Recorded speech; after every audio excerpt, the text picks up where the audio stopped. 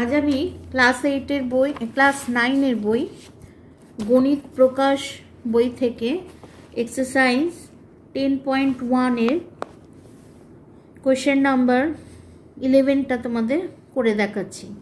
বলেছে দেখো টাকায় 12টি জিনিস বিক্রি করে 4% ক্ষতি হয়। আচ্ছা, টাকায় কটি জিনিস বিক্রি করলে 44% লাভ হবে? ঠিক আছে, তাহলে এখানে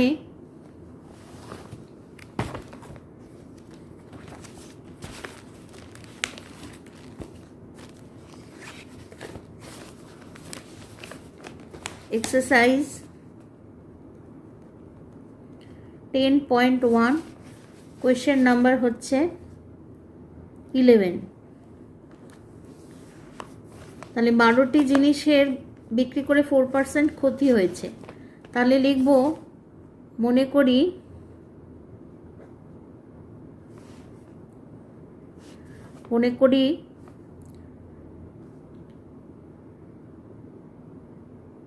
12টি জিনিসের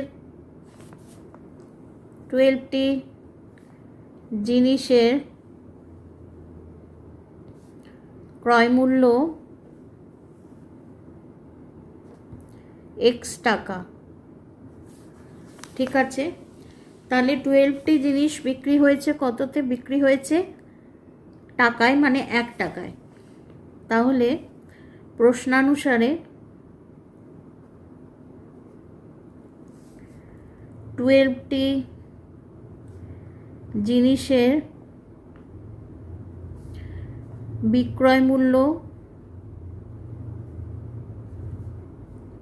1 টাকা, 1 টাকা। আচ্ছা, ক্রয় মূল্য হচ্ছে x, তাহলে ক্ষতি হয়েছে এখানে 4%, তাহলে ক্ষতি 4% ইন্টু x টাকা, তাহলে 4x/100 টাকা, এটা ক্ষতি হয়েছে। তাহলে বলেছে টাকায় কটা জিনিস বিক্রি করলে 44% লাভ হবে। আচ্ছা, এইবারে 12টি জিনিসের বিক্রয় মূল্য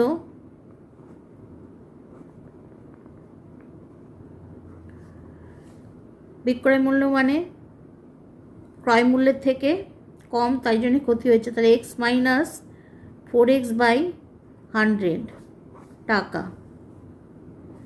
তাহলে লিখব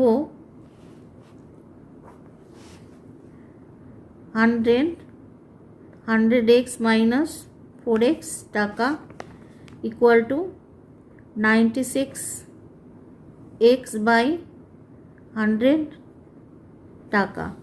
আচ্ছা, এই টাকাটা মানেই হচ্ছে 1 টাকা, কারণ 1 টাকাতেই 12টা জিনিস বিক্রি হয়েছে। তাহলে লিখব 96x/100 ইকুয়াল টু 1। তাহলে লিখব x ইকুয়াল টু 100/1 ইন্টু 100/96, তাহলে x ইকুয়াল টু 100/96। আচ্ছা, এটা হচ্ছে তাহলে 12টি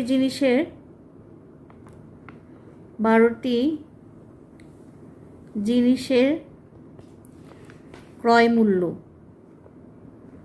ইকুয়াল টু 100/96 টাকা। আচ্ছা, এইবারে বলেছে যে টাকায় কটি জিনিস বিক্রি করলে 44% লাভ। আচ্ছা, দ্বিতীয় ক্ষেত্রে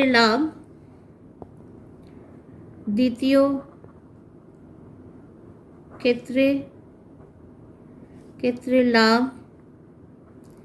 ইকুয়াল টু 44% ইন্টু ক্রয় মূল্য যেটা বার করলাম সেটা 100/96 টাকা, তাহলে 44/100 ইন্টু 100/96 টাকা।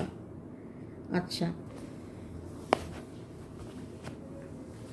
তার মানে এখানে 100 কেটে যাচ্ছে, এখানে 4 দিয়ে কাটছে, 4 11 जार আর 4 2 जार 8, 4 2 जार 8, 4 4 जार 16, তাহলে হচ্ছে 11/24 টাকা। তাহলে দ্বিতীয় ক্ষেত্রে বিক্রয় মূল্য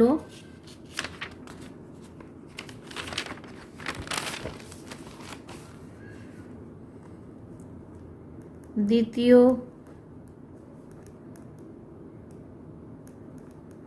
ক্ষেত্রে বিক্রয় মূল্য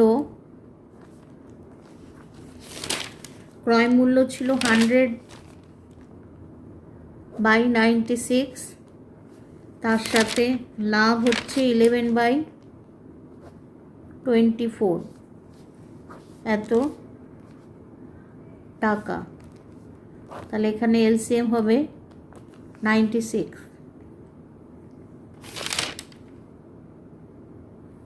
96, তাহলে 100 প্লাস তোমাকে ডাকছে 44 টাকা ইকুয়াল টু 144/96 টাকা। আচ্ছা, তাহলে এখানে দ্বিতীয় ক্ষেত্রে 12টা জিনিসের বিক্রয় মূল্য হচ্ছে এত টাকা, তার মানে 144/96 টাকায় পাওয়া যায় 12টি জিনিস, আর 1 টাকায় পাওয়া যায় ইন্টু 96/144, তাহলে 12 দিয়ে কাটছে, 12 12 जार 144 আর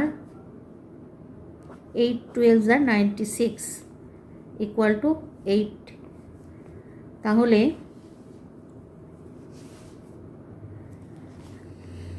1 টাকায় পাওয়া যাচ্ছে কটা জিনিস, 1 টাকায় পাওয়া যায়, টাকায় কটি জিনিস বিক্রি করতে হবে, তাহলে টাকায় 80 জিনিস, তাহলে লিখতে হবে টাকায়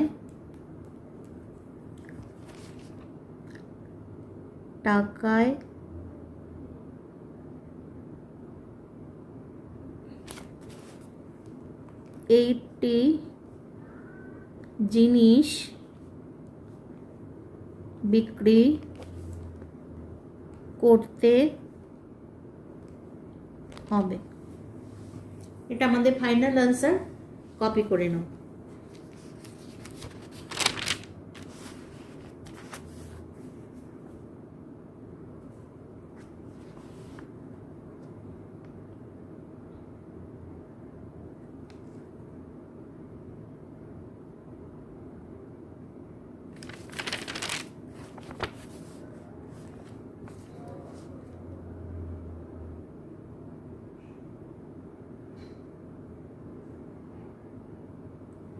আচ্ছা, এইবার আমি চলে যাচ্ছি কোয়েশ্চেন নাম্বার 12-এ। 12-এ বলেছে, দেখো, রমা পিসি 2টি শাড়ি তৈরি করে একটি 15% এবং অপরটি 20% লাভে বিক্রি করলেন। তার মোট লাভ হলো 262.50 টাকা। শাড়ি দুটির উৎপাদন ব্যয় 1:3 হলে শাড়ি দুটির প্রত্যেকটির উৎপাদন ব্যয় কত? আচ্ছা, তাহলে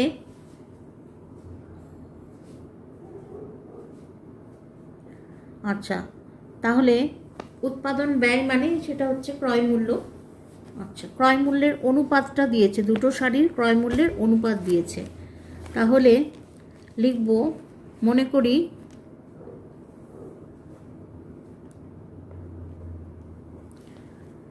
উৎপাদন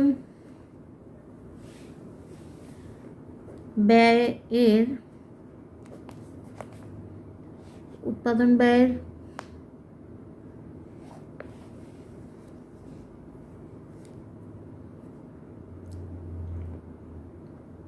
আনুপাতিক ধ্রুবক x। তাহলে প্রথম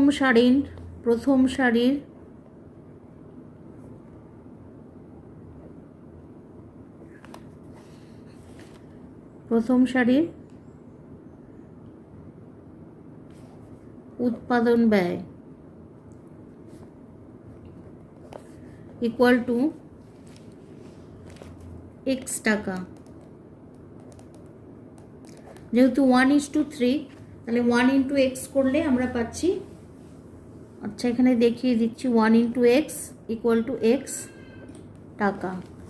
আর দ্বিতীয় সারির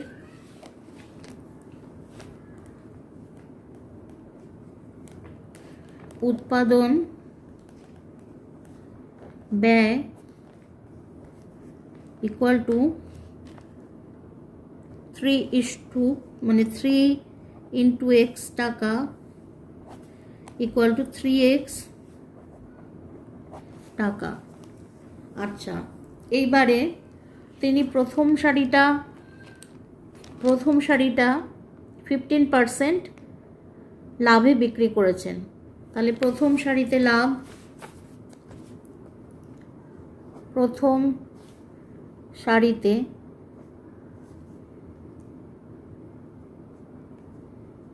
লাভ ইকুয়াল টু 15% ইন্টু এক্স টাকা ইকুয়াল টু 15x বাই 100 টাকা। আচ্ছা, দ্বিতীয়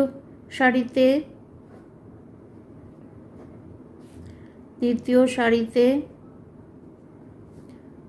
লাভ ইকুয়াল টু 20%, তাহলে 20% ইন্টু 3x টাকা equal to 20 into 3x by 100 টাকা, তার মানে হচ্ছে 60x বাই 100 টাকা। আচ্ছা, তাহলে বলেছে মোট লাভ হয়েছে 262.50 টাকা। তার মানে লিখব প্রশ্নানুসারে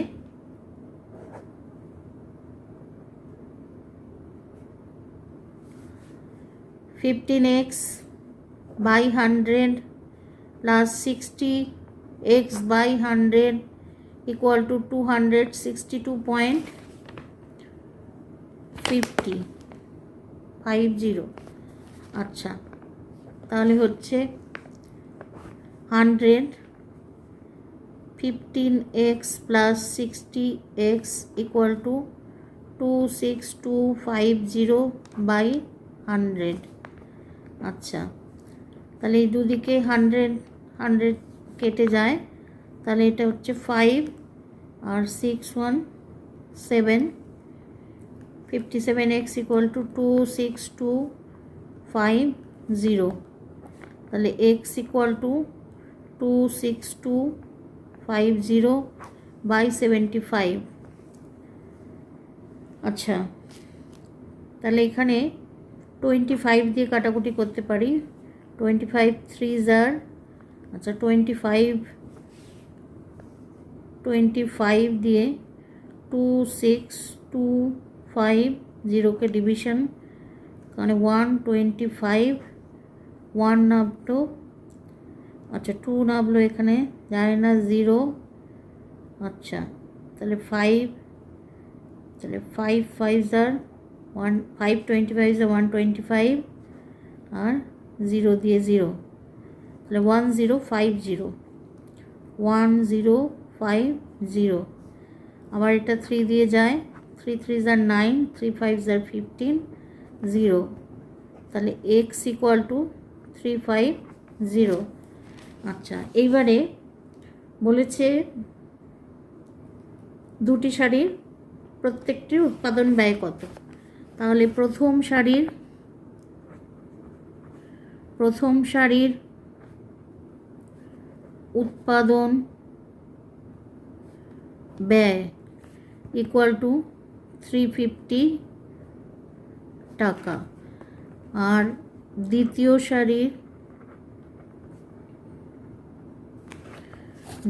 সারির উৎপাদন ব্যয় 3x, তার মানে 3 ইন্টু 350 টাকা, 0 3 5 15, 3 3 9, 1 ক্যারি 10, 1050 টাকা। এটা আমাদের ফাইনাল আনসার। কপি করে নাও।